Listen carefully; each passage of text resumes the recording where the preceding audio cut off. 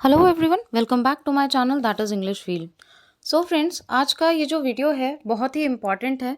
आपके कमेंट्स के थ्रू मैंने कुछ बहुत ही इम्पॉर्टेंट आपके क्वेश्चंस लिए हैं, जिससे कि मुझे होप है कि by the end of the video आप अपना गोल डिसाइड कर पाएंगे और जितने भी कन्फ्यूजन्स आपके माइंड में दौड़ते हैं एलटी ग्रेड और टीजीटी के बीच में, तो वो सारी चीज़ें क्लियर हो जाएगी और आप अपना गोल डिसाइड कर पाएंगे। और कल से आपकी क्लासेस स्टार्ट हो जाएंगी इसी चैनल पे फ्री ऑफ कॉस्ट। तो आप उसको बहुत अच्छे से देखिएगा और उससे काफ़ी कुछ आपको सिलेबस आप अपना कंप्लीट कर लेंगे, अगर आप साथ साथ चलते हैं तो। क्योंकि चलना आपका काम है। मैं सिर्फ आपको एक अच्छा कंटेंट, एक ऑथेंटिक कंटेंट प्रोवाइड कर सकती हूँ, लेकिन अगर आप टाइमली उसको लेकर के नहीं चलेंगे तो वो कहीं न कहीं आपके लिए नुकसानदायक है। तो आइए देख लेते हैं आपके वो क्वेश्चंस क्या हैं।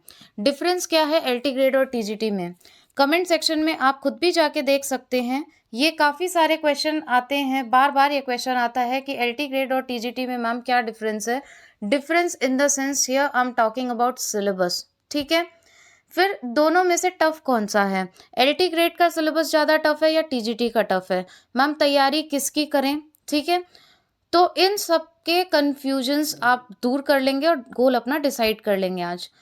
तो देखिए, अगर हम डिफरेंस की बात करते हैं तो चॉइस हमेशा आपकी होनी चाहिए। ऑलरेडी मैंने इस पे वीडियो बना दिया है कि किस तरीके से आप डिसाइड करो क्या-क्या इम्पोर्टेंट पॉइंट्स हैं जो आपको कंसिडर करने चाहिए before you go to complete your preparation, before you start your preparation of any course between LT grade और टीजीटी। वो वीडियो आप देख सकते हैं। I will provide you link in description box.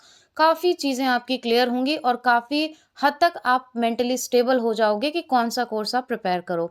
अब हम बात करते हैं कि दोनों में से टफ कौन-सा है? तो देखिए, बहुत सी जगह से, मुझे नहीं पता आपने कहाँ से सुना है या कहाँ से आपने ये चीज़ें एनालाइज़ की है।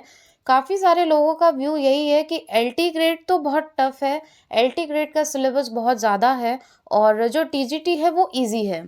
तो let me tell you one thing. यहाँ पे देखिए, इंग्लिश फील्ड पे सबसे पहले मैं आप सभी को बता दूँ कि सिर्फ़ जो काम की बात होती है वही की जाती है। काम की बात इन द सेंस, आपको इधर-उधर मिसगाइड करने से कोई मतलब नहीं है। जो सच्चाई है उसी को फेस करके आप अपना कोई भी रिज़ल्ट अचीव कर सकते हो।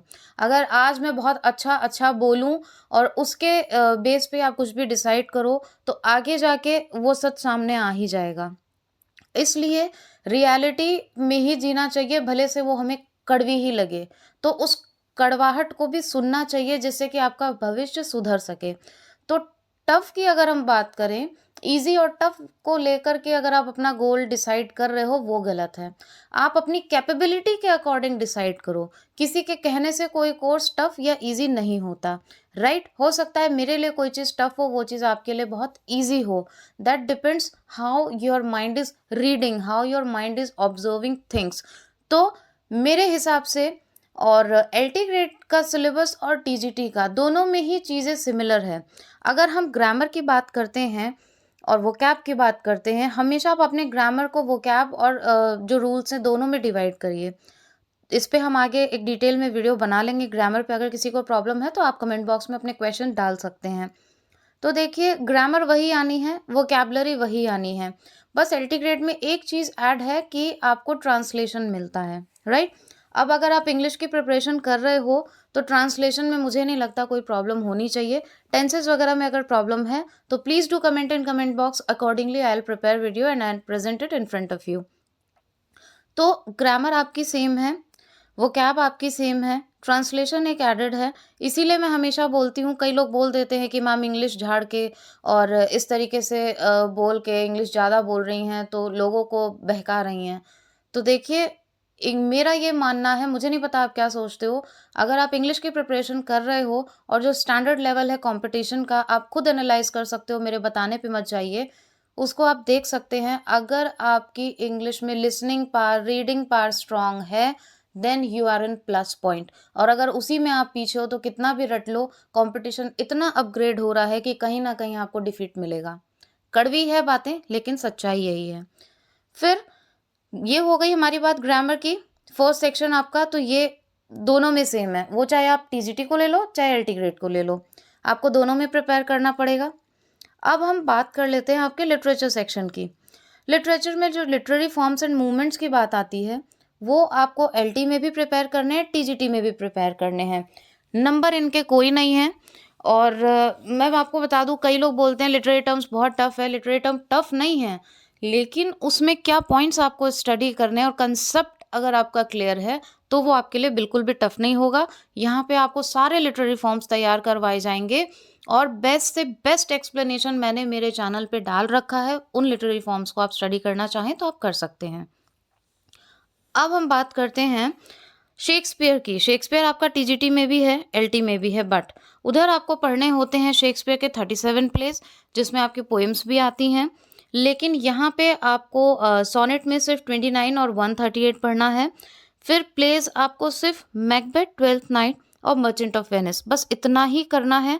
जिसमें से ट्वेल्थ नाइट आपका यहाँ पे पूरा कंप्लीट मैंने करा दिया है, उसके क्वेश्चंस भी काफ़ी सारे करवाए हैं एंड मर्चेंट ऑफ वेनिस भी कंप्लीटेड है। तो आप उसकी स्टोरी भी देख सकते हैं। बाकी मैंने आपसे प्रॉमिस किया था 37 प्लेस की जो स्टोरी है वो मैं कवर कराऊंगी, क्योंकि टीजीटी में जो जाना चाहते हैं उनके लिए वो बेनिफिशियल होगा। और एलटी में आप देख सकते हो इतने ज़्यादा हैं ही नहीं। तो अब आप ये बताइए कि उधर आप 37 कंप्लीट कर रहे हो और इधर तो आपको ज़्यादा करना ही नहीं है। प्रिपरेशन मेहनत उतनी उसमें भी लग रही है, उतनी एलटी में ही लग रही है। तो सिर्फ सिलेबस को देख के घबरा के स्टेप बैक मत करिए।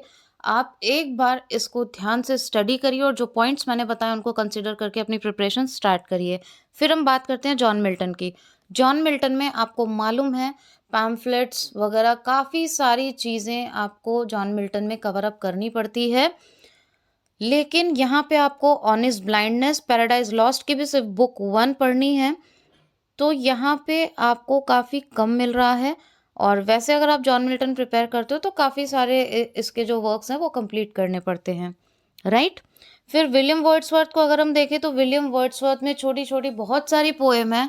And when you are giving the exam of this TGT PGT 2021, ये जो पहले आप एग्ज़ाम अभी आपने दिया है वो वाला एग्ज़ाम, उसमें बहुत सारे मैसेजेस आए कि ma'am often we get confuse, इतनी सारी पोएम्स हैं कैसे उसको याद रखें। तो आप खुद देखिए यहाँ पे the world is too much with us and turn away, ये दी हुई है। इसकी एक एक पॉइंट्स, इसकी समरी लाइन बाय लाइन और क्या क्या इंपॉर्टेंट क्वेश्चंस इससे फ्रेम होते हैं ये भी ऑलरेडी चैनल पे अपलोडेड है।